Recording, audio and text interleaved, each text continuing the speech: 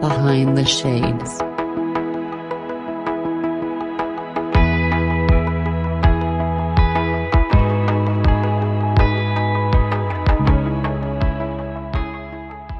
So I'm Dr. Marcia Martin. I call myself the heart healer because I work in the energetic realm, helping people to recover from abuse and trauma.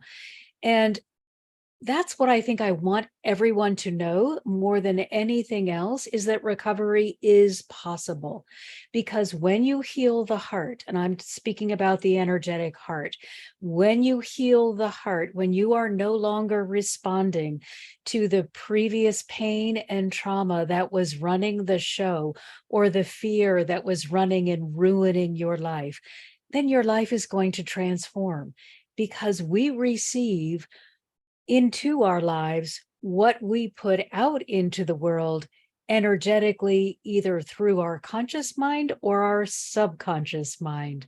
So, getting into the heart space and doing that healing work is imperative so that your subconscious mind won't be sending out a panic, fear, pain program while your conscious mind is trying to say, send me wonderful things. Because if you've got that conflict, the heavier, more practiced program is going to be in charge. The subconscious is going to get its word out there. And the conscious mind, which we are not conscious much of the time, unfortunately, the conscious mind will be like a little bird chirping occasionally, but the subconscious will be that heavy foot on the gas pedal saying, yeah, pain is all I know. Bring me more pain.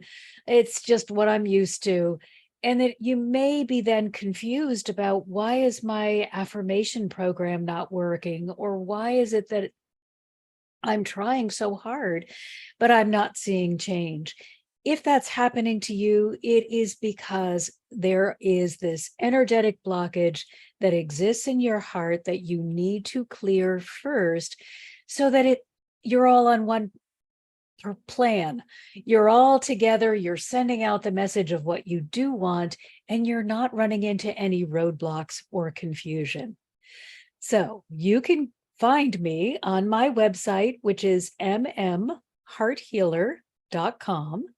And we have just added something new so that if you want to work with me and finances are difficult, you can now join one of our pay as you pay what you can group counseling programs through the Heart Healing Foundation, which is just an extension. It's the same work.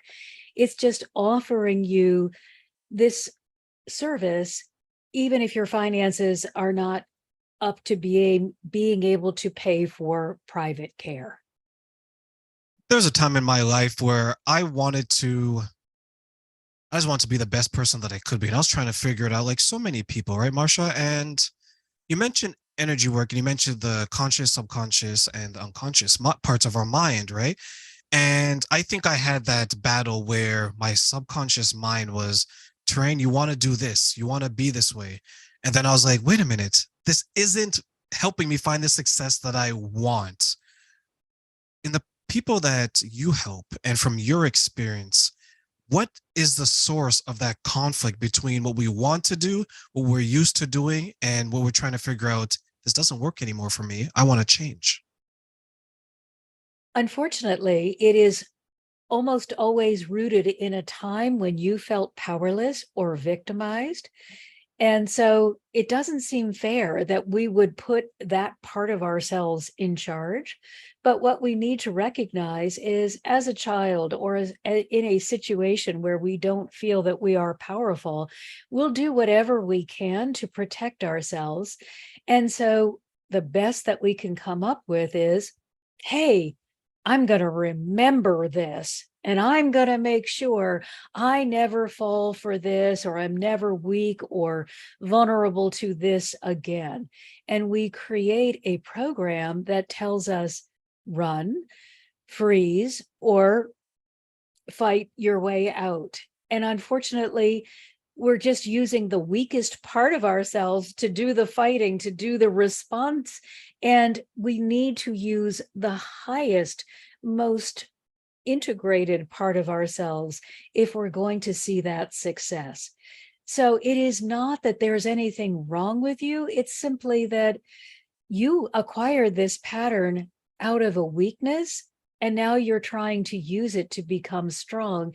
And it's just a disconnect. You have to let go of that weak part, take it out, review it, understand what it was doing for you, and then be willing to replace it. Say, hey, I appreciate your effort, but I'm not there anymore. I don't need to cower in the corner. I can react and respond with something that is going to move me forward. So I lovingly release you, and I'm going to replace you with this new understanding of how I can respond appropriately in a powerful manner that will move me forward. Is that hard for people to identify? Because that sounds like something that you have to face head on and you can't cower from it. Well, that's an unfair question because this is what I do. So for me, I'm like, oh my gosh, it's so obvious. But I remember starting just being a ball of pain and being shown where I had all of these places, all of these false representations of how I could stay safe. So, yeah, it is difficult, but the way that I do this is very soft, very loving, and very safe. And I think that's the benefit of having someone to work with, because I'll just say to you, okay, what are you experiencing right now? And you will, without realizing it, just give me this bullet point list of all of these things that in my mind are saying, check, check, check. And then I'll ask you, and what is the earliest memory that you have of a time when you felt, and we'll identify whatever it is that could be the core issue. So it could be something like betrayal.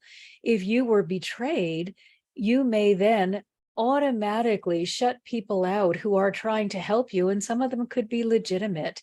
And then you could be just so confused about, why is it that nobody is able to help me? Well, you're not letting them because you had an early betrayal, and you learned if you didn't let anyone in, that was much safer than opening up and finding out that you were betrayed in a way that really, really hurt you deeply. So we would just go in and look at that time, lovingly release it, and then replace it with the knowledge that you are now capable of making wise decisions about individuals. If I look at some of the past trauma that I have and some of the childhood issues that I grew up with, especially not having my mother, my father around, my safety net, my safe space, as you mentioned it, right, was around my grandmother who raised me, was around older men and women who helped me understand life. And maybe, well, not maybe, now that I'm talking to you, I understand. That's probably why I gravitated to the older crowd, even in my adult years, because they reminded me of a safer time and a happier time. Is that some of the things that you work through your clients as well? Yes, and you may look at people that should have been your mother or father's age and say, I can't trust you. So I can't explore this opportunity with you, without realizing that that person had an open door that was safe for you. You immediately shut it because it was too close to a repetition of a time that was unsafe for you. Even though your grandparents were loving and wonderful to you, you still had that, I am not safe around people that are in their 20s when I'm little, or, have that 20 to 30-year age gap. I'm not safe around those people. And you could never articulate why. And you have no idea how many experiences for growth or forward movement that you may have denied yourself because it was so important for you not to allow yourself to connect meaningfully with someone who was 20 to 30 years older because you were just waiting for them to be taken away. So that other person that might be 50 or 60 years older than you, who was consistent, oh, I can depend on them. They showed me that they can be here for me continuously.